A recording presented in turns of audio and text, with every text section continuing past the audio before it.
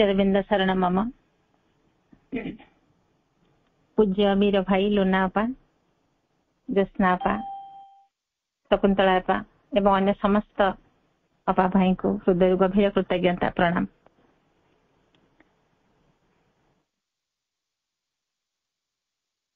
माँ और प्रभु पाद पद्म रे अशेष कृतज्ञता।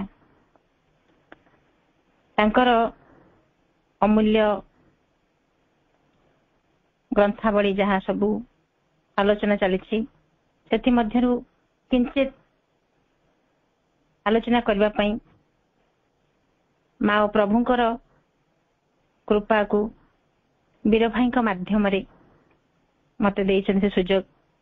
तेणु वीर भाई को अनेक अशेष कृतज्ञता जनाऊँगी।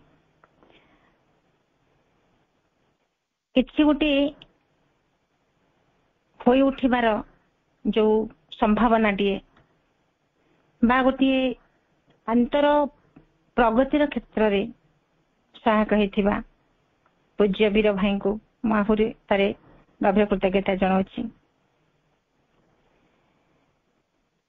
आज आलोचना विषय वस्तु रही 12 इयर्स विथ श्री अरविंद नीरद बरणकर यही ग्रंथटी।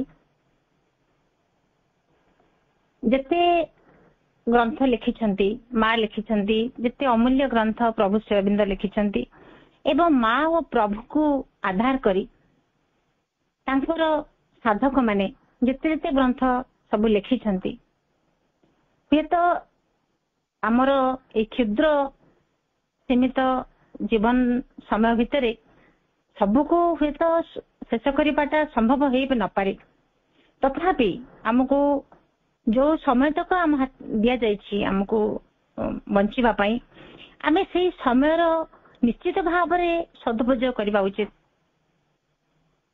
तांकर ग्रंथ जो अमूल्य ग्रंथ लिखिछंती ताको निश्चित भाव में गोटे जमीती आमे आमर आमर दैनंदिन रुटीन जमी रही आम खाइबा आमर गाधेबा नित्यकर्म करबा जहाँ आमर नित्यदिनिया कार्य करबा से कार्यर रुटीन भितर निहाती भाव में माँ और प्रभुंकर ग्रंथ अध्ययन समय निहाती रहिबा दरकार। कारण प्रत्येक ग्रंथ हूँ गोटे गोटे स्टेपिंग स्टोन हूँ मीन्स ऑफ प्रोग्रेस प्रगतिर उपाय।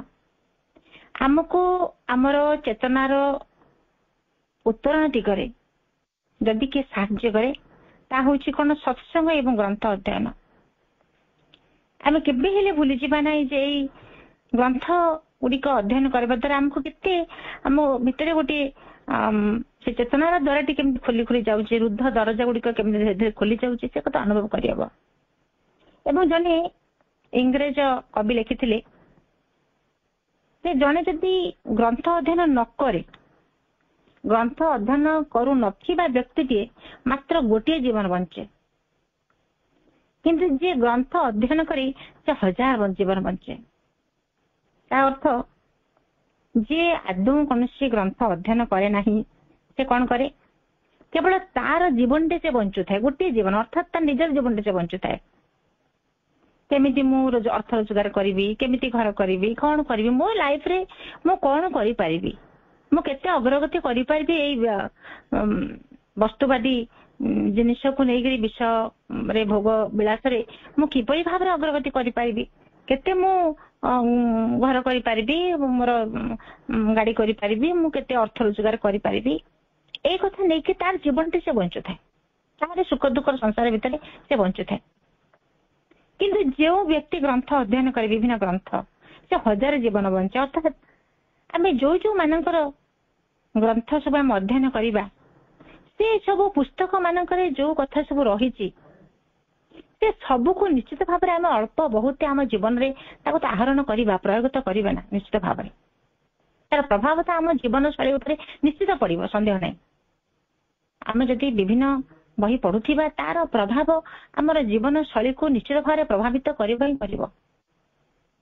तेणु आमे न पढ़ी आमर से गोटे स्वार्थकेन्द्रिक भाव में आमे खाली निजर जीवन टे बंचिबा कि 1000 जीवन बंचिबा ता आम उपर निर्भर करे। तेणु ग्रंथ अध्ययन आम अंततः ଆମେ ଯୋଉମାନେ ଆମେ ମାଙ୍କର ଶ୍ରୀଅରବିନ୍ଦଙ୍କର ପ୍ରଭୁଙ୍କର ଆମେ ବାଟଟିକୁ ଆପଣେଇ ନେଇଛେ ଆମ ପାଇଁ ନିଶ୍ଚିତ ଭାବରେ ଆବଶ୍ୟକ। ତେଣୁ କୁହାଯାଉଛି read Shri Aurobindo more and more. ଯେତେ ପାରିବା ସେତେ ଗ୍ରନ୍ଥ ଅଧ୍ୟୟନ କରିବା। କୁହାଯାଏ ଯେ ବିନା ଗୁରୁରେ ସାଧନା ଅସମ୍ଭବ। ଶାସ୍ତ୍ର କଥା କହୁଛି ଏବଂ ସତ୍ୟ ମଧ୍ୟ ଏ କଥା। ବିନା ଗୁରୁରେ ସାଧନା ସମ୍ଭବ ହେଇପାରିବ ନାହିଁ। ଯେମିତି ବିଦ୍ୟାଳୟକୁ ପିଲାଟିଏ ଯେତେବେଳେ ଯାଉଛି ସେତେବେଳେ ଗୁରୁଙ୍କର ସହାୟତାରେ ସେ ଯାହା କିଛି ଲେଖାପଢା କରିପାରୁଛି। ତେଣୁ ଆମର ଏଇ ଆଧ୍ୟାତ୍ମିକ ମାର୍ଗରେ ଆମର ଆଧ୍ୟାତ୍ମିକ ଗୁରୁଟି ନିହାତି ଆବଶ୍ୟକ। ତେଣୁ ଆମେ ଯାହାକୁ ପାଇଛେ ସେ ଅରବିନ୍ଦ, ସେ ଆମର ଗୁରୁ, ଆମର ସେ ହିଁ ଆମର ପଥ, ସେ ଆମର ପାଥେୟ, ସେ ଆମର ପଥ ପ୍ରଦର୍ଶକ, ସବୁ କିଛି। ପୁଣି ମା ତ ଅଛନ୍ତି, ଆମର ମା ହେଇକି ସେ ଆମ ପାଖରେ ଅଛନ୍ତି। ତେବେ ତାଙ୍କୁ ଖାଲି ଆମେ ଗୁରୁ ତ ମାନିଦେଲେ ହବନି, ତାଙ୍କ ପ୍ରଦର୍ଶିତ ମାର୍ଗରେ ଯିବା ଆବଶ୍ୟକ। ଆମ ପାଇଁ ବାଟ ଖୋଲି ଦେଇଛନ୍ତି ତାଙ୍କ ଗ୍ରନ୍ଥ ମାନଙ୍କରେ ସବୁ। ଆମେ ଯଦି ତାକୁ ପଢିବା ତାହେଲେ ଆମେ ସେଥିରୁ ଆମ ଜୀବନ ବଞ୍ଚିବାର ଶୈଳୀଟିଏ ଆମେ ନିଶ୍ଚିତ ଭାବରେ ପାଇପାରିବା। କୁହାଯାଏ ଯାହା ନାହିଁ ଭାରତେ ତାହା ନାହିଁ ଭାରତେ, ଅର୍ଥାତ୍ ମହାଭାରତରେ ଯାହା, ଭାରତ ବର୍ଷରେ ଯାହା କିଛି ଅଛି ମହାଭାରତରେ ତାହାର ଅଛି, ବା ମହାଭାରତରେ ଯାହା କିଛି ଅଛି ଏ ଭାରତ ବର୍ଷ ତାହା ହିଁ ରହିଛି। ରାଜନୀତି କୁହନ୍ତୁ, କୂଟନୀତି କୁହନ୍ତୁ, ଅସ୍ତ୍ରଶସ୍ତ୍ର ହଉ, ପ୍ରେମ ପ୍ରଣୟ ହଉ, ନୃତ୍ୟ ହଉ, ସବୁ କଥା ମହାଭାରତରେ ରହିଛି ଏବଂ ସେ ଭାରତ ବର୍ଷରେ ହିଁ ତାହା ସବୁ ରହିଛି। ଏବଂ ସେଇ ଯୋଉ ଯେତେ ଯେତେ ଆମେ ସବୁ ଦେଖୁଛେ, ସେ ଗୀତା ହଉ, ଭାଗବତ ହଉ, ବେଦ, ଉପନିଷଦ, ଯେତେ ଯେତେ ପୁରାଣ ମହାପୁରାଣ ସବୁ ରହିଛି, ସେଗୁଡିକ ହଉଛି ସୁନ୍ଦର ଜୀବନଟିଏ ବଞ୍ଚିବା ପାଇଁ ଆମକୁ ଗୋଟିଏ ବାଟ ଦେଖାଉଛି। ଆମ ପାଇଁ ଗୋଟେ ଦିଶାରୀ, ଆମକୁ ଗୋଟେ ସୁନ୍ଦର ଜୀବନଟେ ବଞ୍ଚିବା ପାଇଁ, ଗୋଟେ ସୁନ୍ଦର ସାମାଜିକ ଜୀବନ ହଉ, ସୁନ୍ଦର ପାରିବାରିକ ଜୀବନ ହଉ, ବା ଗୋଟେ ଧାର୍ମିକ ହଉ ବା ଆଧ୍ୟାତ୍ମିକ ଜୀବନ ହଉ, ଏଇଭଳି ସୁନ୍ଦର ଜୀବନଟିଏ, ସହଜ ସରଳ ସୁନ୍ଦର ଜୀବନଟେ ବଞ୍ଚିବା ପାଇଁ ଆମକୁ ଗୀତା, ଭାଗବତ, ଉପନିଷଦ, ବେଦ, ବେଦାନ୍ତ ସବୁ ଗୁଡିକ ଆମ ପାଇଁ ଗୋଟେ ଗୋଟେ ଆଲୋକ ବର୍ତ୍ତିକା। ସେମିତି ଆମେ ମା ଓ ପ୍ରଭୁଙ୍କ ଗ୍ରନ୍ଥକୁ ଦେଖିବା। ଆମ ଜୀବନକୁ ରୂପାନ୍ତର କରିବା ପାଇଁ କଣ ନାହିଁ, ପ୍ରତ୍ୟେକ ଗୋଟେ ବ୍ୟବହାରିକ ଜୀବନ ଆମର, ଆମ ଜୀବନଟେ ବଞ୍ଚିବା ପାଇଁ କୋଉଠି କେମିତି ବଞ୍ଚିବା, ଏତେ ସୂକ୍ଷ୍ମ ଭାବରେ କଥା ଗୁଡିକ ସବୁ ରହିଛି, ତାକୁ କହିହବନି। ଯେମିତି ଗୋଟେ ଅହଙ୍କାରଟି ଆମ ଭିତରେ କେମିତି କୋଉ ବାଟ ଦେଇକି କୋଉ ଛଟକରେ ଆସି ଆମକୁ ଆସି କବଳିତ କରୁଛି ଆମେ ଜାଣିପାରୁନୁ। ଏମିତିକି ଆମେ କଥା ପ୍ରସଙ୍ଗ ଯେତେବେଳେ କଥା କହୁଛୁ ସେତେବେଳେ ଆମେ ଭାବୁଛୁ ହୁଏତ ମୁଁ ଗୋଟେ ବିନୀତ ଭାବରେ କଥା କହୁଛି, କିନ୍ତୁ ତା ଭିତରେ ମଧ୍ୟ ଗୋଟେ ଅହଙ୍କାରଟିଏ, ଗୋଟେ ତା ପଶ୍ଚାତରେ ଅହଙ୍କାରଟିଏ ଲୁଚିକି ରହିଛି। ଏ ସବୁ କଥା ଗୁଡିକ ଯେ ମା ଶ୍ରୀଅରବିନ୍ଦଙ୍କର ତାଙ୍କର ଗ୍ରନ୍ଥରେ ସେ ଆମକୁ ଯେମିତି ଦେଖେଇ ଦଉଛନ୍ତି, ଆମକୁ ଜଣେଇ ଦଉଛନ୍ତି। ଆମେ ସେ ବହି ସବୁ ଯଦି ପଢିବା ତାହେଲେ ଜାଣିବା ପ୍ରକୃତରେ କେମିତି ଆମକୁ ବିରୋଧୀ ଶକ୍ତି ଗୁଡିକ କେମିତି ଆମକୁ ଆକ୍ରମଣ କରୁଛନ୍ତି ଏବଂ ତାଙ୍କୁ ଓଭରକମ କରିବା ପାଇଁ କଣ କଣ ସବୁ ରହିଛି। ସବୁ କଥା ଗୋଟେ ଜୀବନ ବଞ୍ଚି, ସୁନ୍ଦର ଜୀବନଟେ ବଞ୍ଚିବା, ଆଦର୍ଶ ଜୀବନଟେ ବଞ୍ଚିବା, ଗୋଟେ ମଧୁର ଜୀବନଟେ ବଞ୍ଚିବା, ବା ଗୋଟେ କହିବାକୁ ଗଲେ ଗୋଟେ ଆଧ୍ୟାତ୍ମିକ ଜୀବନଟିଏ ବଞ୍ଚିବା ପାଇଁ ସମସ୍ତ ଉପାଦାନ ରହିଛି। ଏବଂ ଗୋଟିଏ ହଉଛି ସତ୍ସଙ୍ଗ, ଯାହାକୁ ଆମେ କହୁଛୁ, ଯାହାକି ଆମର ପାଠଚକ୍ରରେ ଆମେ ବସିକି ଯେତେବେଳେ ଶୁଣୁଛୁ, ପାଠଚକ୍ରରେ ଆମର ଅନଲାଇନ ହଉ ଅଫଲାଇନ ହଉ ଆମେ ଯେତେ ପାଠଚକ୍ର କିଛି ଶୁଣୁଛୁ, ସେ ଗୋଟିଏ କଥା। ଆଉ ଗୋଟେ ହଉଛି ଗ୍ରନ୍ଥ ଅଧ୍ୟୟନ, ସେ ମଧ୍ୟ ଗୋଟେ ସତ୍ସଙ୍ଗ। ଦୁଇଟି ଯାକ ନିହାତି ଆବଶ୍ୟକ, କିନ୍ତୁ ସର୍ବୋତ୍ତମ ଜିନିଷ ହଉଛି ପାଠଚକ୍ର। ପାଠଚକ୍ର କରିବା ଏବଂ ଗ୍ରନ୍ଥ ଅଧ୍ୟୟନ କରିବା ଦୁଇଟି ଯାକ ନିତାନ୍ତ ଆବଶ୍ୟକ। କିନ୍ତୁ ଯଦି ଆମେ ଦୁଇଟାକୁ କମ୍ପେୟାର କରିବା ତାହେଲେ ନିଶ୍ଚିତ ଭାବରେ ପ୍ରଥମ ସର୍ବୋତ୍ତମ ପାଠଚକ୍ର। ଜଣେ ଧରନ୍ତୁ ସାମ୍ନାରେ ଆସିକିରି ଗାଳି ଦଉଛି, ଆସି ବହୁତ କଥା ସେ ଏଣୁ ତେଣୁ କହିକିରି ଅଯଥାରେ ଗାଳି କରୁଛି, ଏବଂ ସେ ସାମ୍ନାରେ ଗାଳି କରିବା ଦ୍ୱାରା ସେ ଗାଳିଟିର ପ୍ରଭାବ ସିଧାସଳଖ ଆମ ମାନସିକ ମନ ଉପରେ ଆସି ପ୍ରଭାବ ପକାଏ ଏବଂ ସାଙ୍ଗେ ସାଙ୍ଗେ ଆମ ହୁଏତ ରିଆକ୍ସନ କରୁ। ବା ଯଦି ଜଣେ ସେ ଚେତନାର ঊର୍ଦ୍ଧ୍ୱତମ ସ୍ତରରେ ଥିବ ସେ ହୁଏତ ରିଆକ୍ସନ କରି ନପାରେ, କିନ୍ତୁ ସାଧାରଣ ମନୁଷ୍ୟଟିଏ ଜଣେ ଯେତେବେଳେ ସାମ୍ନାରେ ଆସି ଗାଳି କରିବ ସଙ୍ଗେ ସଙ୍ଗେ ତାକୁ ରିସିଭ୍ କରିନେବୁ, ଆମେ ରିସିଭ୍ କରିବୁ ଏବଂ ପ୍ରତିକ୍ରିୟା ପ୍ରକାଶ କରିବା। ବା ଜଣେ ଆସିକି ସାମ୍ନାରେ ଆସିକି ମତେ ଶ୍ରଦ୍ଧା କରିବ, ସୁନ୍ଦର କଥା କହିବ, ଅତି ଚମତ୍କାର କଥା କହିବ, ସ୍ନେହ ଶ୍ରଦ୍ଧାପୂର୍ଣ୍ଣ କଥା କହିବ, ତା ମଧ୍ୟ ଆମେ ଶୀଘ୍ର ରିସିଭ୍ କରିନେବା। କିନ୍ତୁ ଜଣେ ଗାଳି କରିବା ପାଇଁ ସେ କାଗଜରେ ଲେଖିକିରି ପଠେଇଦବ ଗାଳି ଗୁଡିକ, ବା ଶ୍ରଦ୍ଧା ଜଣେ କରିବ ସ୍ନେହ ଶ୍ରଦ୍ଧାପୂର୍ଣ୍ଣ ଭାଷା ଲେଖିକିରି ଆମ ପାଖକୁ ପଠେଇଦବ, ତାର ପ୍ରଭାବ ଟିକେ କମ ରହେ। ଯାହା ବି ହଉ, ଆମେ ଦୁଇଟି କଥା ଆମେ ପାଠ୍ୟଚକ୍ର କରିବା ଏବଂ ଗ୍ରନ୍ଥ ଅଧ୍ୟୟନ କରିବା, ଦୁଇଟା ଯାକ ଆମ ପାଇଁ ନିତାନ୍ତ ଆବଶ୍ୟକ। ପାଠ୍ୟଚକ୍ର ପ୍ରଭାବ ଅଧିକ ମାତ୍ରାରେ ସିଧାସଳଖ ଏବଂ ଗ୍ରନ୍ଥ ଅଧ୍ୟୟନ ମଧ୍ୟ ତାର ପ୍ରଭାବ ରହିଛି, ଯଦିଓ ପାଠ୍ୟଚକ୍ର ତୁଳନାରେ କମ୍, କିନ୍ତୁ ପ୍ରଭାବ ତ ନିଶ୍ଚିତ ଭାବରେ ରହିଛି। ଦୁଇଟି କଥାକୁ କରିବା, ପାଠ୍ୟଚକ୍ର କରିବା, ଗ୍ରନ୍ଥ ଅଧ୍ୟୟନ ମଧ୍ୟ କରିବା। ମା ପ୍ରଭୁଙ୍କର ଯୋଉ ଗ୍ରନ୍ଥ ସବୁ ରହିଛି ଏବଂ ମା ଓ ପ୍ରଭୁଙ୍କୁ ଆଧାର କରି ସାଧକ ମାନେ ଯାହା ଯାହା ଲେଖିଛନ୍ତି ତାଙ୍କୁ ମା ପ୍ରଭୁଙ୍କ ସମ୍ବନ୍ଧରେ, ତାକୁ ମଧ୍ୟ ଆମେ ନିଶ୍ଚିତ ଭାବରେ ଅଧ୍ୟୟନ କରିବା ଦରକାର ଏବଂ ଆମ ଆଧ୍ୟାତ୍ମିକ ଜୀବନକୁ କେମିତି ପରିପୁଷ୍ଟ କରୁଛି ତାହା ମଧ୍ୟ ଆମେ ଅନୁଭବ କରିପାରିବା। এই যে গ্রন্থটি 12 years with শ্রী অরবিন্দ, ନିରଦ ବରଣଙ୍କର ଶ୍ରୀ ଅରବିନ୍ଦଙ୍କ ସହିତ 12 ବର୍ଷ, এই ପୁସ୍ତକର ମୁଖବନ୍ଧରେ ଫରୱାର୍ଡରେ ନିରଦ ବରଣ ଲେଖୁଛନ୍ତି, This book is written mainly for the disciples and devotees of Sri Aurobindo and the mother. এই ବହିଟି ଶ୍ରୀ ଅରବିନ୍ଦ ମାଙ୍କର ଭକ୍ତ ମାନଙ୍କ ପାଇଁ ବା ଶିଷ୍ୟ ମାନଙ୍କ ପାଇଁ, ଯୋଉମାନେ ମା ଓ ପ୍ରଭୁଙ୍କୁ ଭଲ ପାଆନ୍ତି, ଯୋଉମାନେ ମା ଓ ପ୍ରଭୁଙ୍କୁ ଭକ୍ତି କରନ୍ତି, ତାଙ୍କ ଆଡକୁ ନିଜକୁ ଖୋଲି ଧରିଛନ୍ତି, କେବଳ ତାଙ୍କରି ପାଇଁ। କାରଣ ତାଙ୍କର ମା ପ୍ରଭୁଙ୍କ ପ୍ରତି ଭକ୍ତି ଅଛି, ଶ୍ରଦ୍ଧା ଅଛି, ଭଲ ପାଇବା ଅଛି, ସମ୍ମାନ ଅଛି, ତେଣୁ କେବଳ ତାଙ୍କରି ମାନଙ୍କ ପାଇଁ ଏ ପୁସ୍ତକଟି, mainly for the disciples and devotees of Sri Aurobindo and the mother. ଏବଂ ସେମାନେ, ସେ ସାଧକ ମାନେ ବହୁତ ଆଗ୍ରହର ସହିତ ଚାହୁଁଛନ୍ତି ଯେ ଶ୍ରୀ ଅରବିନ୍ଦଙ୍କର ବାହ୍ୟ ଜୀବନ ସମ୍ପର୍କରେ କିଛି ଜାଣିବା ପାଇଁ। ଶ୍ରୀ ଅରବିନ୍ଦଙ୍କର ବାହ୍ୟ ଜୀବନ ସମ୍ପର୍କରେ, ଅନ୍ତଃ ଜୀବନ ସମ୍ପର୍କରେ ତ ଜାଣିବା ସମ୍ଭବ କଥା ନୁହେଁ, ସେ କଣ ସେ କେବଳ ଜାଣନ୍ତି, କିନ୍ତୁ ବାହ୍ୟ ଜୀବନ ସମ୍ପର୍କରେ ସାଧକ ମାନେ ଜାଣିବାକୁ ଚାହିଁଛନ୍ତି ଯେ ପ୍ରଭୁଙ୍କର ଯେତେବେଳେ ସେ ରହିଛନ୍ତି, ଅନ୍ତରାଳରେ ରହିଛନ୍ତି। ଶ୍ରୀ ଅରବିନ୍ଦ ପଣ୍ଡିଚେରୀକୁ ଆସିଲେ 1910 ଏପ୍ରିଲ 4 ତାରିଖରେ। 1926 ନଭେମ୍ବର 24ରେ ଅଧିମାନସ ସିଦ୍ଧି ଲାଭ ହେଲା ଏବଂ ସେ ଅଧିମାନସ ସିଦ୍ଧି ଲାଭ ପରେ ପରେ ଶ୍ରୀ ଅରବିନ୍ଦ ଅନ୍ତରାଳକୁ ଚାଲିଗଲେ, ନିର୍ଜନ ବାସ। ଏବଂ ଯେତେବେଳେ ଅନ୍ତରାଳରେ ପ୍ରଭୁ ରହିଲେ, ତାଙ୍କ ସହିତ ଦୈନନ୍ଦିନ ସାକ୍ଷାତ ଯେମିତି ପୂର୍ବରୁ ସାଧକ ମାନଙ୍କର ହଉଥିଲା ପ୍ରତ୍ୟେକ ଦିନ, ତାହା ହେଇପାରିଲାନି। ତାଙ୍କ ଦର୍ଶନ ହେଇପାରିଲାନି, ତାଙ୍କ ଶ୍ରବଣ କରିବା ହେଇପାରିଲାନି, ତାଙ୍କ ସାନ୍ନିଧ୍ୟରୁ ମଧ୍ୟ ବଞ୍ଚିତ ହେଲେ ସାଧକ ମାନେ। ସେମାନେ ଆଗ୍ରହ ପ୍ରକାଶ କଲେ ଯେ ଶ୍ରୀ ଅରବିନ୍ଦଙ୍କର ଆଉଟର ଲାଇଫ ବା ବାହ୍ୟ ଜୀବନ ସମ୍ପର୍କରେ ଜାଣିବା ପାଇଁ। ଯେତେବେଳେ ପ୍ରଭୁ ଅନ୍ତରାଳରେ ରହିଲେ, ନିର୍ଜନ ବାସରେ ରହିଲେ, ସେଇ ସମୟର ଭିତରେ କଣ କଣ ସବୁ ଘଟୁଛି ସେ ବିଷୟରେ ଜାଣିବା ପାଇଁ ସେମାନେ ଚାହିଁଲେ।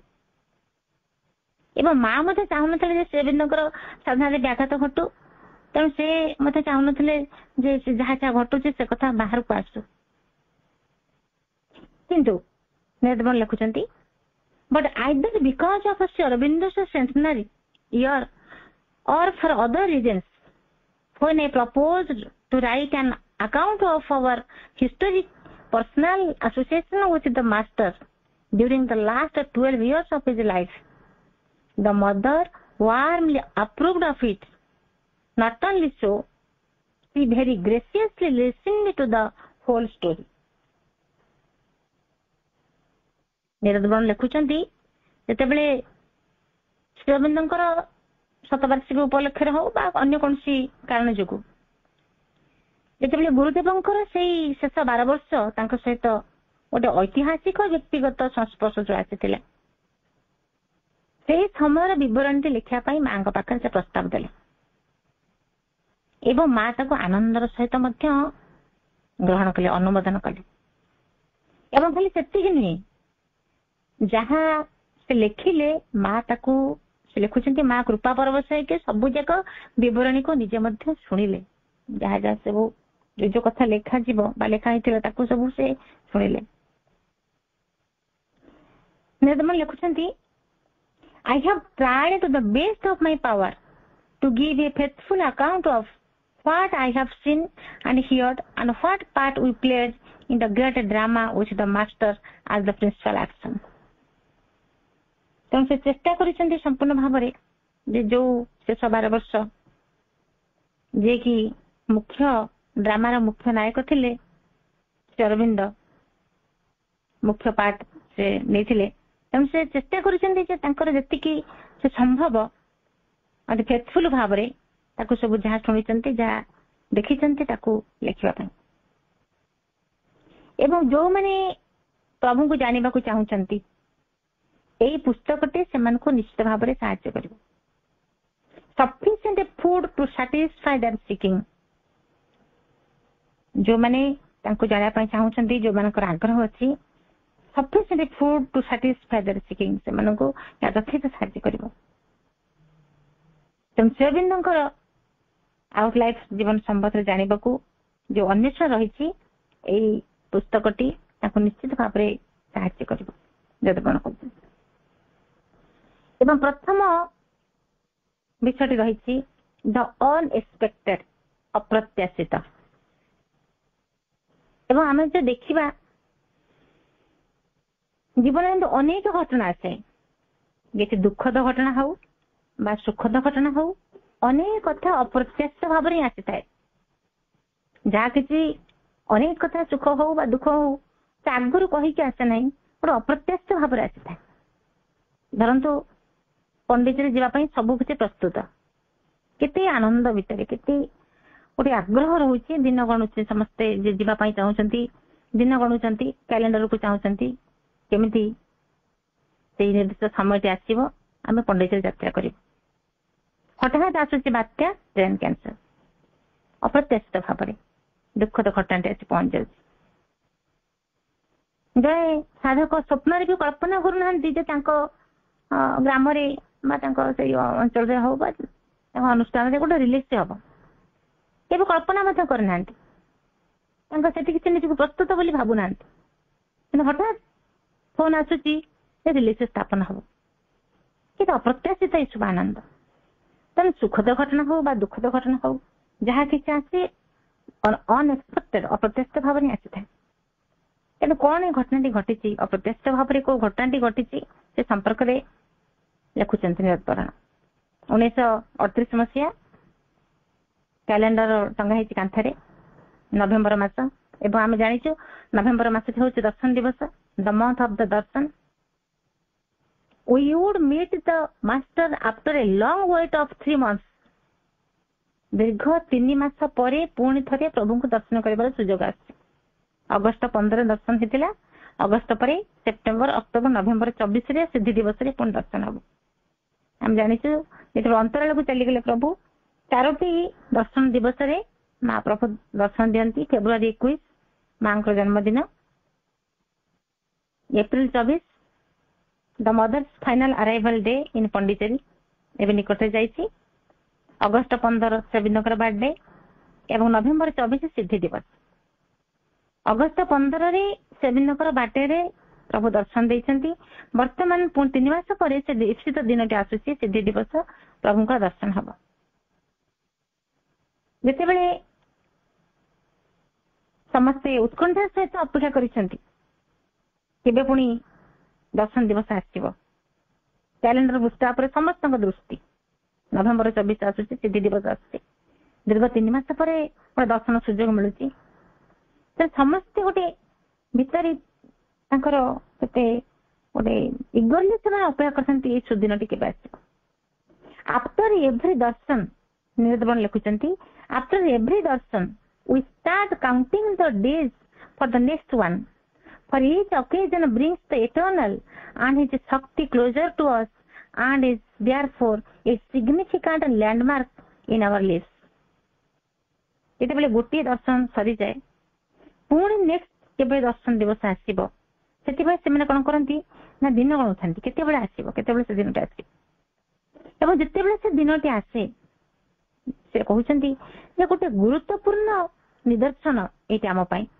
आमको जमी गोटे आउ गोटे पाद आगू को जीवाई गोटे शाश्वत आड़ को जीवाई गोटे से शक्ति निकट आहरी से शक्ति आहरी निकटतर हाँपाई जमी गोटे गोटे सुजोग आमको दर्शन दिवस तर भितर बहुत बहुत माने आग्रह से चाह बसता as the date comes nearer our days to take on a brighter hue and the day before the darshan all faces glow with sweet smiles.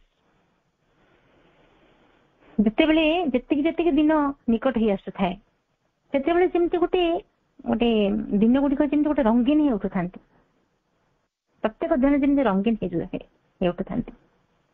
all faces glow with smile, sweet smiles. ସମସ୍ତଙ୍କ ମୁଖ ଉଜ୍ଜଳ ହେଇ ଉଠୁଛି ପୁରା ଗୋଟେ ସ୍ମିତ ହାସ୍ୟରେ, ମିଠା ମିଠା ମଧୁର ହସରେ। ସମସ୍ତଙ୍କ ମୁଖମଣ୍ଡଳରେ ମଧୁର ହସ, କାରଣ ଦିନଟି ନିକଟ ହେଇ ଆସୁଛି, ପ୍ରଭୁଙ୍କୁ ଦର୍ଶନ କରିବାର ସମୟ ଆସୁଛି। ତ ଅନୁଭବଟି ଅନସ୍ପିକେବଲ, କହିହବନି, ସେ ଭାବଟିକୁ ପ୍ରକାଶ କରିହବନି। କେତେ ଆନନ୍ଦର ଭାବ, କେତେ ଉଚ୍ଛ୍ୱାସ, କେତେ ଉଲ୍ଲାସ, ସେ କଥାଟିକୁ ଯେମିତି ଗୋଟେ ଶବ୍ଦ ନାହିଁ ପ୍ରକାଶ କରିବା ପାଇଁ। ଏବଂ ରାସ୍ତା ଯେତେବେଳେ ସେମାନେ ଭେଟ ହେଇଯାନ୍ତି ପରସ୍ପର, ସେଠି ମଧ୍ୟ ଭାବର ଆଦାନ ପାଇଁ ଶବ୍ଦର ଆବଶ୍ୟକତା ପଡେ ନାହିଁ। ରାସ୍ତାରେ ଭେଟ ହେଲା ବେଳେ ଭିତରେ ତାଙ୍କର ଯୋଉ ଆନନ୍ଦ, ଯୋଉ ଉଚ୍ଛ୍ୱାସ, ଯୋଉ ଉଲ୍ଲାସ, ସେଗୁଡିକୁ ସବୁ ଆଖି ଏବଂ ଓଠ ଦେଇକି ଯେମିତି ଫୁଟି ଉଠେ। ଯେତେବେଳେ ମଣିଷ ଅତି ମାତ୍ରାରେ ଆନନ୍ଦିତ ହେଇଯାଏ କଣ କରେ, ହୁଏତ ସେ ନିଜକୁ ଆଉ ଶବ୍ଦରେ ପ୍ରକାଶ କରିପାରେ ନାହିଁ। ତାର ଅତି ଆନନ୍ଦର ଭାବକୁ ହଉ ବା ଦୁଃଖର ଭାବକୁ ହଉ, ସେ ଆଉ ଶବ୍ଦର ଆବଶ୍ୟକତା ପଡେ ନାହିଁ। ସେ କଣ କରେ, ହସରେ ଲୁହରେ ତାକୁ ସେ ପ୍ରକାଶ କରେ। ଯେତେବେଳେ ଅତି ଖୁସି ହେଇଯାଏ ସେ ହସରେ ପ୍ରକାଶ କରେ ବା ଲୁହରେ ପ୍ରକାଶ କରେ। ତେଣୁ ଯେତେବେଳେ ସାଧକ ବନ୍ଧୁମାନେ ଯେତେବେଳେ ପରସ୍ପରକୁ ଭେଟ ହୁଅନ୍ତି, ରାସ୍ତାରେ ଘାଟରେ ଭେଟ ହେଇଯାନ୍ତି, ସେମାନେ ଶବ୍ଦରେ ନୁହେଁ କେବଳ ଭାବରେ ଯେମିତି ଭାବ ବିନିମୟ ହେଇଯାଏ। ପରସ୍ପରର ଖୁସିଟାକୁ ସୂକ୍ଷ୍ମରେ ସେ ଅନୁଭବ କରନ୍ତି। ଆଖିରେ କଥା, ଓଠରେ କଥା, ଯେମିତି ପ୍ରଭୁଙ୍କର ଦର୍ଶନ ଆସୁଛି ଆଉ ଗୋଟେ ଦିନ ପରେ, 2 ଦିନ ପରେ, 5 ଦିନ ପରେ, ବା ଯେମିତି ବା ଗୋଟିଏ ଶବ୍ଦ କେବଳ ଯଦି ଆସନ୍ତା କାଲି ଭେଟ ଥାଏ, ଗୋଟିଏ ଶବ୍ଦ ଟୁମୋରୋ, ଏତିକି କଥା। ବାଟରେ ଗଲାବେଳେ ଯଦି ଭେଟ ହେଇଯାଉଛନ୍ତି, କେବଳ ଗୋଟିଏ ଶବ୍ଦ ଟୁମୋରୋ, ଆସନ୍ତା କାଲି ଦର୍ଶନ ଅଛି ପ୍ରଭୁଙ୍କର। or with his silent look of a happy expectation, ପୁରା ନୀରବ, କିଛି ଭାଷା ମଧ୍ୟ କେହି ପ୍ରକାଶ କରନ୍ତି ନାହିଁ, କେବଳ ସାଇଲେଣ୍ଟ ଲୁକ୍, ନୀରବରେ ଗୋଟେ ଆନନ୍ଦର ଭାବରେ କେବଳ ପରସ୍ପରକୁ ସେଇ ନୀରବତା ଭିତରେ ଯୋଉ ଆନନ୍ଦର ପରିପ୍ରକାଶଟିଏ ଯେମିତି ପରିପ୍ରକାଶ ହଉଥାଏ। ପୁଣି ଲେଖୁଛନ୍ତି ଯେ ଡାଇନିଂ ରୁମରେ ଯେତେବେଳେ ଯାଆନ୍ତି ସେଠିକି ଖାଦ୍ୟ ଗ୍ରହଣ ପାଇଁ, the dining room hums with the same theme. Wherever you go, whomsoever you meet, no other talk except the Guru's darshan for 1 or 2 minutes, an eternal moment. ଯେତେବେଳେ ସେମାନେ ଡାଇନିଂ ରେ ପରସ୍ପରକୁ ଯେତେବେଳେ ସେମାନେ ଖାଦ୍ୟ ପାଇଁ ଯାଆନ୍ତି, ଖାଇବା ପାଇଁ ଯାଆନ୍ତି, ସେଠାରେ ମଧ୍ୟ ସେଇ ଗୋଟେ ଆନନ୍ଦର ଭାବ ଯେମିତି ଗୁଞ୍ଜରିତ ହେଇ ଉଠୁଥାଏ। ଯାହାକୁ ଦେଖ, ଯୋଉଠି ଯାହାକୁ ଦେଖ, ଆଉ କିଛି କଥା ନାହିଁ, no other talk except the Guru's darshan, କେବଳ ଗୁରୁଦେବଙ୍କର ଦର୍ଶନ ହବ, କେବଳ ତାରି ଛଡା ଆଉ କିଛି କଥାବାର୍ତ୍ତା ନଥାଏ। ଯେତିକି ସମୟ ପାଇଁ ହଉ, 1 ମିନିଟ ହଉ, 2 ମିନିଟ ହଉ, ଯେତିକି ସମୟ ବି ପ୍ରଭୁଙ୍କ ଦର୍ଶନ ମିଳିବ, ସେଟା ହଉଛି ଏଟର୍ନାଲ ମୋମେଣ୍ଟ, ଶାଶ୍ୱତ ସମୟ ତାଙ୍କ ପାଇଁ, ସର୍ବୋତ୍ତମ ସମୟ। ଯେତିକି ସେମାନେ ସମୟ କାଟୁଛନ୍ତି, ଯେତିକି ସମୟ ପ୍ରଭୁଙ୍କ ସହିତ ତାଙ୍କର ସାକ୍ଷାତ ହବ, ସେଇ ସମୟଟି ହିଁ ସର୍ବୋତ୍ତମ ସମୟ, ଆଉ କିଛି ବି ନୁହେଁ, ଆଉ କିଛି ମଧ୍ୟ ତାଙ୍କ ପାଇଁ ନୁହେଁ। ଆଉ କେହି ବି ଆନନ୍ଦ ଦେଇପାରିବ ନାହିଁ, ଆଉ କିଛି ମଧ୍ୟ ଆନନ୍ଦ ଦେଇପାରିବ ନାହିଁ। କେବଳ ପ୍ରଭୁଙ୍କ ଦର୍ଶନର ଯୋଉ ଆନନ୍ଦ ସେମାନେ ଅନୁଭବ କରୁଛନ୍ତି, ତାହା କିଛି ଦେଇପାରିବ ନାହିଁ। ପୁନର୍ବିବରଣ କରୁଛନ୍ତି ଯେ ମୋ ଅନୁଭୂତିଟି ମଧ୍ୟ ଜଟିଳ, ବହୁ ଜଟିଳ। କାହିଁକି ନା ସେ କହୁଛନ୍ତି ଯେ ଶିବଙ୍କ ସହିତ ମୋର ବେଳେ ବେଳେ କଥା କଟାକଟି ହୁଏ, ତାଙ୍କ ମତାମତକୁ ଚ୍ୟାଲେଞ୍ଜ ମଧ୍ୟ ସେ କରିଛନ୍ତି, ତାଙ୍କ ଯୋଗକୁ ନେଇକରି ପରିହାସ ମଧ୍ୟ ଥଟ୍ଟା ପରିହାସ କରିଛନ୍ତି। ଏସବୁ ସତ୍ତ୍ୱେ ସେ ଜାଣନ୍ତି ଯେ ଏସବୁ କଥାକୁ ସେ ଧରିବେନି, ବରଂ ତାଙ୍କର ଆଶୀଷ, ତାଙ୍କର ଆଶୀର୍ବାଦ ସେ ଢାଳି ଦେବେ। ଯୋଉ ଚିଠି ସବୁ ସେ ଲେଖନ୍ତି, ସେ ଚିଠି ଗୁଡିକରେ ତାଙ୍କର ସେ କୃପା ଢାଳି ଦେଇଥାନ୍ତି। ତଥାପି ମନଟି ତାଙ୍କର ଗୋଟେ ଆଶଙ୍କାରେ ଥାଏ। ତାପରେ ସେଇ ପ୍ରତୀକ୍ଷିତ ଦିନଟି ଆସିଲା, ନଭେମ୍ବର ସିଦ୍ଧି ଦିବସର ପୂର୍ବ ଦିନ, ନଭେମ୍ବର 23 ତାରିଖ ସକାଳେ ମା କଣ କଲେ ନା, ସକାଳେ ସମସ୍ତଙ୍କୁ ଦର୍ଶନ ଦେଲେ, ଆଶୀର୍ବାଦ ପୁଷ୍ପ ଦେଲେ। କାରଣ ସେ ହଉଛନ୍ତି ମହାଲକ୍ଷ୍ମୀ, କରୁଣା ସୌନ୍ଦର୍ଯ୍ୟ ପ୍ରତୀକ। ହସି ହସିକି ସେ ସମସ୍ତଙ୍କୁ ବ୍ଲେସିଂ ଦଉଥାନ୍ତି, ହସ ମାଧ୍ୟମରେ ଯେମିତି କୃପାର ବର୍ଷା ହଉଥାଏ। ଏବଂ ନିର୍ଦ୍ଦେଶ କହୁଛନ୍ତି ପ୍ରତ୍ୟେକ ଦର୍ଶନ ଯେମିତି ପ୍ରୋଗ୍ରେସ ଦିଗରେ ଆମକୁ ଆଗେଇ ନଉଛି, ଆନ୍ତର ପ୍ରୋଗ୍ରେସ। ସେଟା ତ କେବଳ ଆନ୍ତର ପ୍ରୋଗ୍ରେସ, ଆଉ କିଛି ନାହିଁ। ସବୁ ଦର୍ଶନ ଦିବସ ଯେମିତି ଆମକୁ ଆନ୍ତର ପ୍ରୋଗ୍ରେସ ଆଡକୁ ଆଗେଇ ନଉଛି। Each darshan is an occasion for him to survey the progress we have made after the last one and to give us a fresh push towards a further advance। ଯେମିତି ଆମକୁ ପଛରୁ ଯେମିତି ସେଇ ତାଙ୍କର ପ୍ରଭୁଙ୍କ ସହିତ ଦର୍ଶନ ଯେମିତି ଆମକୁ ଗୋଟେ ଠେଲି ଦିଏ ଟିକେ ଆଗକୁ, ଆଉ ପାଦେ ଆଗକୁ ଯିବା ପାଇଁ, ଊର୍ଦ୍ଧ୍ୱକୁ ଆଉ ଟିକେ ଯିବା ପାଇଁ, ଆଉ ଗୋଟେ ପାହାଚ ଉପରକୁ ଉଠି ଯିବା ପାଇଁ ଆମକୁ ସାହାଯ୍ୟ କରେ। ଏବଂ ପ୍ରଭୁ ମାଙ୍କୁ ଦର୍ଶନ କରିବା ପାଇଁ ବାହାରୁ ମଧ୍ୟ ବହୁତ ବ୍ୟକ୍ତି ଆସନ୍ତି, ବହୁତ ସାଧକ ବା ତାଙ୍କ ଅନୁଗାମୀ ବା ମା ପ୍ରଭୁଙ୍କୁ ଭଲ ପାଉଥିବା ଅନେକ ବ୍ୟକ୍ତି ବାହାରୁ ମଧ୍ୟ ଆସନ୍ତି। ସେଥର ଆସିଥାନ୍ତି ସୁଦୂର ଆମେରିକାରୁ ଆସିଥାନ୍ତି ମିସ୍ ୱିଲସନ, ପ୍ରେସିଡେଣ୍ଟ ୱିଲସନଙ୍କର କନ୍ୟା। ଏବଂ ଶ୍ରୀ ଅରବିନ୍ଦଙ୍କର ଯୋଉ ଗ୍ରନ୍ଥ ଏସେଜନ ଗୀତା, ସେ ବହିଟିକୁ ମିସ୍ ୱିଲସନ ସେ ଗ୍ରନ୍ଥଟିକୁ ଅଧ୍ୟୟନ କରିଥିଲେ। ଏବଂ ସେ ଗ୍ରନ୍ଥଟିକୁ ଅଧ୍ୟୟନ କଲା ପରେ ସେ ବହି ତାଙ୍କୁ ଏତେ ଭାବରେ ମୁଗ୍ଧ କଲା, ପ୍ରଭାବିତ କଲା। ସେ ଚିନ୍ତା କଲେ ଯେ ଏଇ ଯୋଉ ବସ୍ତୁବାଦୀ ଜଗତରେ, କାରଣ ଆମେରିକାରେ ଆମେ ଜାଣିଛୁ ଆମ ଭାରତ ବର୍ଷ ହଉଛି ତ୍ୟାଗର ଭୂମି, କିନ୍ତୁ ବିଦେଶ ସେମାନେ ହଉଛନ୍ତି ଭୋଗର ଭୂମି। ସେମାନେ କଳ୍ପନା ମଧ୍ୟ କରିପାରିବେ ନାହିଁ ଯେ ଏଇଭଳି ଭାରତ ବର୍ଷରେ ଏଭଳି ଭାବରେ ଗୋଟେ ତ୍ୟାଗର ଦେଶ, ଧର୍ମର ଦେଶ, ତପଭୂମିର ଦେଶ, ସେମାନେ କଳ୍ପନା ମଧ୍ୟ କରିପାରନ୍ତି ନାହିଁ। ଯେତେବେଳେ ସେ ଶ୍ରୀ ଅରବିନ୍ଦଙ୍କର ଏସେଜନ ଗୀତାଟିକୁ ପଢିଛନ୍ତି, ସେ ଏତେ ପ୍ରଭାବିତ ହେଲେ, ସେ ଭାବିଲେ ଯେ ଏଇ ଯୋଉ ବସ୍ତୁବାଦୀ ଜଗତରେ ଜଣେ କେମିତି ଗୋଟେ ରୂପାନ୍ତର କଥା କହିପାରନ୍ତି, ଏତେ ବଡ କଥା, ରୂପାନ୍ତର କଥା ଜଣେ କହିପାରନ୍ତି। ଯୋଉ ବ୍ୟକ୍ତି ଜଣଙ୍କ ଏଭଳି ଗୋଟେ ଅନଏକ୍ସପେକ୍ଟେଡ କଥା କହିପାରୁଛନ୍ତି, ଗୋଟେ ରୂପାନ୍ତର କଥା କହିପାରୁଛନ୍ତି, ସେ ବ୍ୟକ୍ତିଟିର ବ୍ୟକ୍ତିତ୍ୱ କଣ ହୋଇଥିବ। ତେଣୁ ସେ ଚିନ୍ତା କଲେ ଯେ ଯୋଉ ବ୍ୟକ୍ତି ଏଭଳି କଥା କହୁଛନ୍ତି ତାଙ୍କୁ ଦର୍ଶନ କରିବା ନିହାତି ଆବଶ୍ୟକ। ଏବଂ ସେ ଭାବିଲେ ଯେ ଭଗବାନ ଯେମିତି ମଣିଷକୁ କହୁଛନ୍ତି, ସେ ସ୍ୱରଟି ଯେମିତି ଶୁଣିପାରିଲେ, abandon all dharmas, take refuge in me alone, I shall deliver thee from all sin। ଏସେଜନ ଗୀତାରେ ସେ ଅନୁଭବ କଲେ, ସେଥିରେ ଲେଖା ଅଛି ସର୍ବଧର୍ମ ପରିତ୍ୟଜ୍ୟ ମାମେକଂ ଶରଣଂ ବ୍ରଜ, ସର୍ବଧର୍ମକୁ ପରିତ୍ୟାଗ କରି ମୋ ଶରଣ ନିଅ, ସବୁ ପାପରୁ ମୁଁ ତୁମକୁ ମୁକ୍ତ କରିବି। ତେଣୁ ସେ ଭାବିଲେ ଯେ ଯୋଉ ଏଭଳି ଜଣେ ବ୍ୟକ୍ତି ତାଙ୍କୁ ଦର୍ଶନ କରିବା ନିହାତି ଆବଶ୍ୟକ, ତ ସେ ମଧ୍ୟ ସୁଦୂର ଆମେରିକାରୁ ସେ ମଧ୍ୟ ଆସିଥାନ୍ତି। ସେ decided he must have the ଦର୍ଶନ of such a unique person। ଏଭଳି ଜଣେ ବ୍ୟକ୍ତିଙ୍କୁ ଦର୍ଶନ କରିବା ପାଇଁ ନିହାତି ଆବଶ୍ୟକ, ତେଣୁ ସେ ମଧ୍ୟ ଆସିଥାନ୍ତି। ସେ ଦିନଟି ଗୋଟେ ଆନନ୍ଦର ଗୋଟେ ଛନ୍ଦ ଭିତରେ ସେ ଦିନଟି କଟିଗଲା। ଏବଂ ଅଧିକାଂଶ ସାଧକ ମଧ୍ୟ କଣ କଲେ ନା, ଖୁବ ଶୀଘ୍ର ସେମାନେ ଖାଇ ପିଇ ରାତ୍ରି ରକ୍ଷା ଶେଷ କରି ଶୀଘ୍ର ଶୋଇପଡିଲେ। ଯେ ଗୋଟେ ଆନ୍ତର ପ୍ରସ୍ତୁତି ଉଦ୍ଦେଶ୍ୟରେ ସେମାନେ ଶୋଇପଡିଲେ ଯେ ପୁଣି ଶୀଘ୍ର ବିଛଣାକୁ ଗଲେ, ପୁଣି ଶୀଘ୍ର ସେମାନେ ଉଠିବେ ଏବଂ ପ୍ରଭୁଙ୍କୁ ଦର୍ଶନ କରିବେ। ଏବଂ ସମଗ୍ର ଆଶ୍ରମ ପରିବେଶରେ ଗୋଟେ ଅଖଣ୍ଡ ନିରବତା, ମନେ ହଉଥିଲା ଯେମିତି ଶାନ୍ତି, ଅଖଣ୍ଡ ଶାନ୍ତି ସେଠି ବିରାଜମାନ କରୁଛି, ସୁନ୍ଦର ପରିବେଶ। ଏବଂ କେବଳ ଶ୍ରୀ ଅରବିନ୍ଦଙ୍କ ରୁମରେ କେବଳ ଆଲୋକଟେ ଜଳୁଥିଲା। ସେ ବୋଧହୁଏ ତାଙ୍କର ସାବିତ୍ରୀ ଲେଖାରେ ବ୍ୟସ୍ତ ଥିବେ। ମା କଣ କଲେ ନା, ଶ୍ରୀ ଅରବିନ୍ଦଙ୍କୁ ମଧ୍ୟ ଛାଡିକି ସେ ନିଜ ରୁମକୁ ବିଶ୍ରାମ ନେବାକୁ ଆସିଲେ। ତାପରେ ରାତି ପ୍ରାୟ 2ଟା ସମୟ, ପୁରାଣୀ ଏ ସମୟରେ ପୁରାଣୀ 2ଟା ସମୟରୁ ପୁରାଣୀ ଉଠି ପଡିଲେ, ତାଙ୍କ ରୁମରେ ଆଲୋକ ଜଳିଲା। କାରଣ ସିଏ ତାଙ୍କର ଦାୟିତ୍ୱ ଅଛି ମାଙ୍କ ସ୍ନାନ ପାଇଁ ତାଙ୍କୁ ଗରମ ପାଣି ସେ କରିବେ। 7:30 ଦର୍ଶନ ଅଛି, ପ୍ରସ୍ତୁତ ହେବାକୁ ପଡିବ। କିନ୍ତୁ କେହି ମଧ୍ୟ ଜାଣିନଥିଲେ ଯେ କଣ ଘଟିବାକୁ ଯାଉଛି। 7:30 ଦର୍ଶନ ପ୍ରଭୁଙ୍କର, କେତେ ଆଶା, କେତେ ଗୋଟେ ଉଲ୍ଲାସ, କେତେ ଆନନ୍ଦ ଭିତରେ ସମସ୍ତେ ବୁଡିକିରି ଅଛନ୍ତି। ସମ୍ପୂର୍ଣ୍ଣ ଭାବରେ ନିଜକୁ ଯେମିତି ହଜେଇ ଦେଇଛନ୍ତି, ଆଉ ନିଜର ବୋଲି ଆଉ କିଛି ନାହିଁ। ଭାବୁନାହାନ୍ତି ମୋର ଗୋଟେ ଅସ୍ତିତ୍ୱ ରହିଛି, ସେ କଥା ଭାବୁନାହାନ୍ତି। କେବଳ ଗୋଟିଏ କଥା, ରାତି ପାହିଲେ ସକାଳ 7:30 ପ୍ରଭୁଙ୍କର ଦର୍ଶନ। ରାତି ପାଇଥିଲେ କଣ ହେଇଥାନ୍ତା, ରାଜା ରାମ ହେଇଥାନ୍ତେ। ରାତି ପାଇଥିଲେ ରାମଚନ୍ଦ୍ର ରାଜା ହେଇଥାନ୍ତେ। କିନ୍ତୁ କଣ ହେଲା, ସବୁ କିଛି ବଦଳିଗଲା। गोटे राति सबकि उल्ट पाल्ट करदेला। अयोध्यावासींकर जो आनंद उल्लास जमी गोटे कहते अकाल वज्रपात है भरी रामचंद्र 14 वर्ष वनवास चलीगले।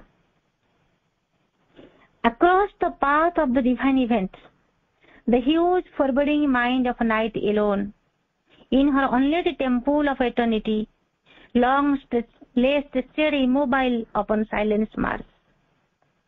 भागवत घटनार सरणी उपरे सुविशाल अशुभ जे विभावरी मन, आलोक विहीनतार शाश्वत मंदिरे एकाकिनी सुविस्तृत निश्चलता नीरवता तीरे। हठात से रातिर गभीर नीरवता को भंग करी मां प्रकोष्ठ गोटे सतर्क घंटी बाजी उठिला। सतर्क घंटी केते बाजे जितेबले एत किसी विपद पड़े से समय सतर्क घंटी बाजी उठे। गभीर नीरवता तार हठात मां प्रकोष्ठ सतर्क घंटी बाजी उठिला। Breaking the profound silence, the emergency bell rang from the mother's room. Purani rushed off and found the mother at the top of the staircase. She said, Sri Aurobindo has fallen down. Go and fetch Dr. Manilal. से रातिर अभरता को भंग करके सतर्क घंटी बाजी उठी मां room रू पुरानी तो से पुरानी कौन करते माँ गरम पानी करने से क्षिप्र गति ऊपर को उठिगले एवं देखिले माँ स्टेयर केस ऊपर छिड़ा होती से माँ पाटी कर बड़ पाटी कर कहते श्री अरविंद पड़ जाती शीघ्र जाओ एवं डॉक्टर मणिलाल को डाक आन। से समय डॉक्टर मणिलाल दर्शन पर गुजरात आसता जिते बड़े एक शुणी डॉक्टर मणिलाल संगे संगे दौड़िकी आसिक पहुंचले श्रीअरविंद रूम रे देखिले श्रीअरविंद बेडरूम चट्टान उपर पड़ जाते। श्रीअरविंद बेडरूम रे गोटे थिला गोटे बाघ छालर गोटे आसन थिला। जिते श्रीअरविंद बाथरूम को जावाक बाहर से बाघ छालर जो मुंडटी को झुंटी पड़े से पड़गले।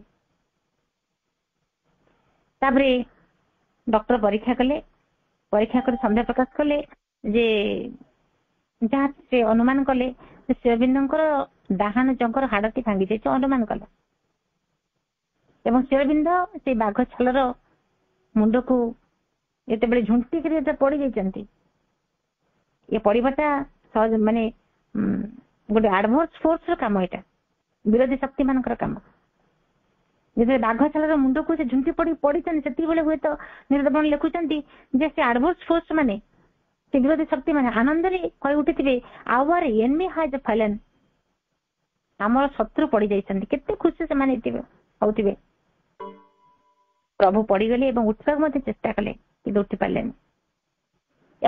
विश्वास थिला जे माँ निश्चित भाव में आसवे उठे साहय कर। समय as was natural, the mother in her turn received a strong vibration in her sleep which made her feel that something had gone wrong with Sri Aurobindo. She came in immediately and found him laying on the floor.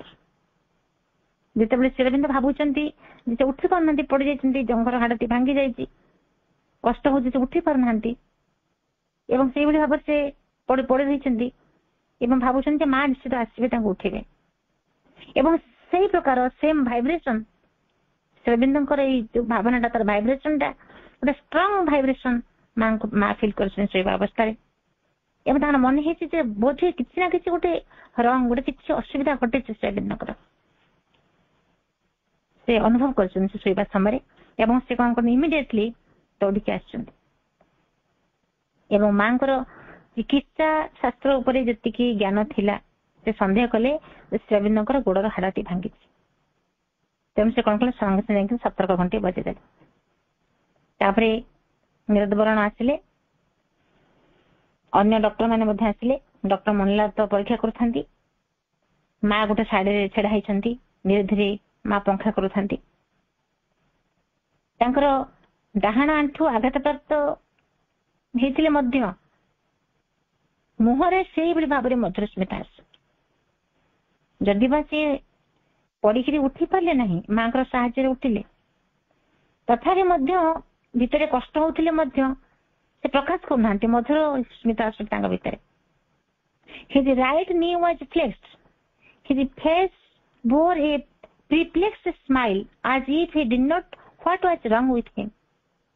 ତାଙ୍କ ସହିତ କଣ ଦୁର୍ଘଟଣାଟେ ଘଟିଛି, ଯେମିତି କିଛି ମଧ୍ୟ ଘଟି ନାହିଁ, ଏଇଭଳି ଭାବରେ ସେ ସେଇଭଳି ଭାବରେ ସ୍ମିତ ହାସ୍ୟ ଏବଂ ତାଙ୍କ ଶରୀରଟିକୁ ବର୍ଣ୍ଣନା କରୁଛନ୍ତି ନିରତବ୍ରଣ ଯେ ବକ୍ଷ ଦୋଷ ତାଙ୍କର ଖୋଲା ସହିତ ଆମେ ଦେଖିଛେ ପ୍ରଭୁ ତାଙ୍କର ବାମ କାନ୍ଧରେ ସେ ଉତ୍ତରଟେ ପକେଇଥାନ୍ତି, ଚାଦରଟେ ପକେଇଥାନ୍ତି, ଗୋଟେ ପଟ ଖୋଲା ଥାଏ ଏବଂ ସୁନ୍ଦର କୁଞ୍ଚିତ ତୁଷାର ଧବଳ ସେ ବସ୍ତ୍ର ଏବଂ ତାଙ୍କର ଉଜ୍ଜଳ ହେମକାନ୍ତ ସେଇ ମସୃଣ ତାଙ୍କର ସେ ଜାନୁ ଉପରେ ଶୋଭା ପାଉଛି।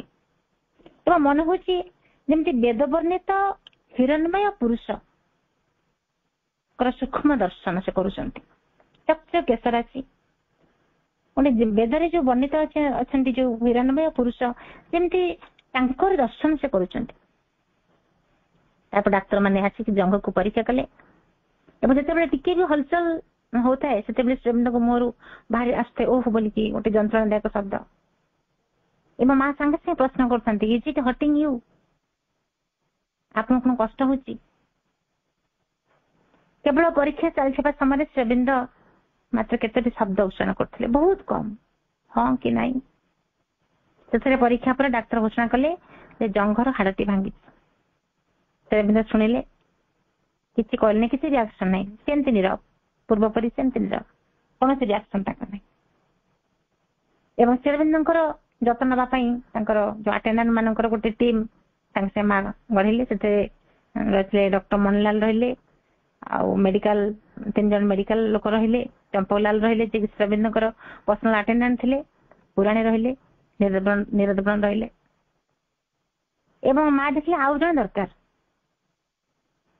ଯେତିକି ଲୋକଙ୍କୁ ନେଇକି ଗଢା ହେଲା, ମା କହିଲେ ଆଉ ଜଣଙ୍କର ଆବଶ୍ୟକତା ରହିଛି। ଏବଂ ମା କଣ କରିଲେ ନା ଶ୍ରୀବୃନ୍ଦଙ୍କ ଝରକା ଦେଇକି ବାହାରକୁ ଚାହିଁଥାନ୍ତି, ଦେଖିଲେ ଡକ୍ଟର ସତ୍ୟେନ୍ଦ୍ର ତଳେ ଯୋଉ ଡେଣ୍ଟାଲ କ୍ଲିନିକ ଥିଲା ତା ସାମ୍ନାରେ ଠିଆ ହେଇକି କଥା ହଉଛନ୍ତି। ମା ସାଙ୍ଗେ ସାଙ୍ଗେ କହିଲେ, ଟେକ୍ ସତ୍ୟେନ୍ଦ୍ର, ଏ ହାପି ଚଏସ୍।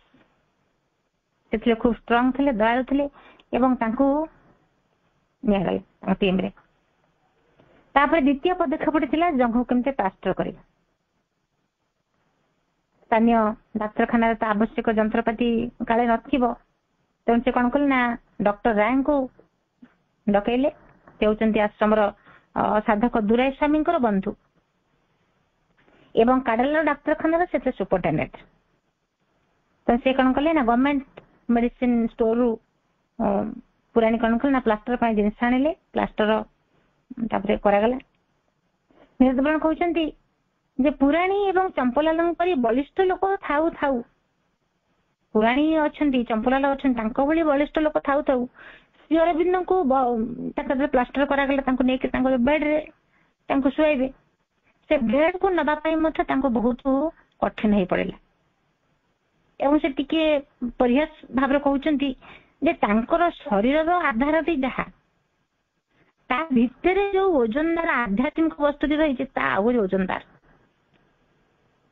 ଯେମିତି ତାଙ୍କ ଶରୀର ଯାହା ଛାଡନ୍ତୁ, କିନ୍ତୁ ତାଙ୍କ ଭିତରେ ଯୋଉ ଆଧ୍ୟାତ୍ମିକ ବସ୍ତୁଟି ରହିଛି ତାହା ଏତେ ଓଜନଦାର ଯେ ତାଙ୍କୁ ଧରିକିରି ନେଇକି ବିଛଣା ପର୍ଯ୍ୟନ୍ତ ନେବା ପାଇଁ ଗୋଟେ କଷ୍ଟକର କାମ ହେଇପାରିଲା। ତାପରେ ଯାହା ହଉ already 2 hours had passed and the news had flown all over the ashram. या ଭିତରେ 2 ଘଣ୍ଟା ବିତିଗଲା ଏବଂ ଏ ସମ୍ବାଦଟି ପୁରା ଆଶ୍ରମ ସାରା ଖେଳିଗଲା। A real bolt from the blue, ବିନା ମେଘରେ ଯେମିତି ବଜ୍ରପାତ। କେତେ ଆଶାରେ, କେତେ ଆଗ୍ରହରେ, କେତେ ଆନନ୍ଦରେ, କେତେ ଉଲ୍ଲାସରେ ସମସ୍ତେ ଚାହିଁଛନ୍ତି ପ୍ରଭୁଙ୍କ ଦର୍ଶନ ହବ, କିନ୍ତୁ ସମସ୍ତଙ୍କର ଆଶା, ସମସ୍ତଙ୍କ ପୁରା ଗୋଟିଏ ଆଘାତରେ ଯେମିତି ଖଣ୍ଡ ବିଖଣ୍ଡିତ ହେଇଗଲା। ତାପରେ ସମସ୍ତେ ଆସି ଏକାଠି ହେଇଗଲେ, ଆଶ୍ରମ ପ୍ରାଙ୍ଗଣରେ ଆସି ଏକାଠି ହେଲେ। ସତରେ ଏମିତି ଘଟିଲା? କଣ ଏମିତି ଘଟିଲା? ସମସ୍ତଙ୍କର ଗୋଟେ ବିଷାଦ ହୃଦୟ ଏବଂ ସମସ୍ତେ ଫେରିଗଲେ ଗୁରୁଦେବଙ୍କର ପ୍ରଭୁଙ୍କ ଉଦ୍ଦେଶ୍ୟ ପ୍ରାର୍ଥନା କରିବା ପାଇଁ, ଯେମିତି ଶ୍ରୀଅରବିନ୍ଦଙ୍କୁ ଶୀଘ୍ର ସେ ଆରୋଗ୍ୟ, ଶୀଘ୍ର କେମିତି ଆରୋଗ୍ୟ ଲାଭ କରିବେ।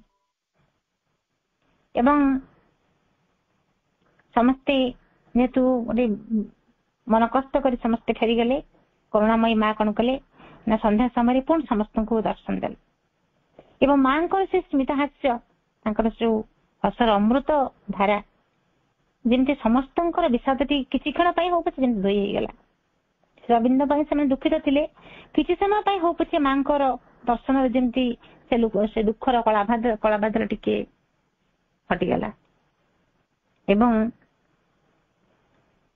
श्रीअरविंद को वर्तमान आ जगवा छाड़ा आउ किसी काम नहीं काले किसी आवश्यकता कौन पड़ो एवं निरत वर्ण बसी बसी गोटे कथा भावुं कहीं केमती घटला एवं मन पड़ा थे श्रीअरविंद कही से कहते गुरुदेव मो पाक लिखी जदिओ रोग मृत्यु उपर मोर यथेष्ट दखल अच्छी जदि रोग उपर मृत्यु उपर श्रीअरविंद यथेष्ट दखल अच्छी किंतु दुर्घटना गुड़िक घटवा संभव एवं परवर्ती समय जो कन्वर्सेशन समय श्रीअरविंद ये संदेहर अवसान घटी से श्रीअरविंद कही एक्सीडेंट केमती घटला जिते माँ विश्राम नौकरी जिते देवतागण सुप्त ठीक से ही समय कौन कर विरोधी शक्ति गुड़िक जाग्रत होकर उठी आघात देचंती वास्तव लिखुंट वास्तव एक अप्रत्याशित मुहूर्त The forces must have been very sly, clever, indeed to have chosen the time when the mother had retired. The gods were asleep, but the powers of the inconscience were awake to strike their infernal blow. It was really the hour of the unexpected. वास्तव में यह थी एक अप्रत्याशित जो समय माँ विश्राम नौकरी जो समय देवतागण सुप्त ठीक से समय विरोधी शक्ति उनको जाग्रत हो उठी श्रीअरविंद को बहुत आघात करने चेष्टा कर विफल होते एमती गोटे समय को बाछि नेले जो समय माँ विश्राम नौकरी देवतागण सुप्त से समय से प्रभु एक घटना घटी प्रभु कहते जदि मो रोग उपर मोर दखल अच्छी मृत्यु उपर दखल अच्छी कारण आम जानू श्रीअरविंद इच्छा कर मृत्युवरण करते इच्छा कर देहत्या करते किंतु दुर्घटना घटवा संभव बोली मत से निर्दवरण को कही चित्र लिखी वास्तव में ये समय था it was really the hour of the unexpected ये समय था एक अप्रत्याशित आज आलोचना टी माँ प्रभु पाद पद्म समर्पण करुच्ची समस्त प्रणाम वंदे मातरम माँ।